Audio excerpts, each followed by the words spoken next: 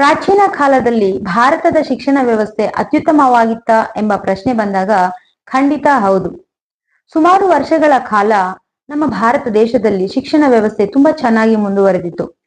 ತದನಂತರ ಕಾರಣಾಂತರಗಳಿಂದ ಅದು ಮೊಟಕುಗೊಳ್ಳುತ್ತೆ. ಈ ಒಂದು ವಿಚಾರಗಳನ್ನ ನಾವು ಸರಿಯಾಗಿ ಅರ್ಥ ಮಾಡ್ಕೊಳ್ಬೇಕಂದ್ರೆ 1600 ವರ್ಷಗಳಷ್ಟು ಹಳೆಯದಾದಂತಹ ನಲಂದಾ ವಿಶ್ವವಿದ್ಯಾನಿಲಯದ ಬಗ್ಗೆ ನಾವು ತಿಳ್ಕೊಳ್ಬೇಕು.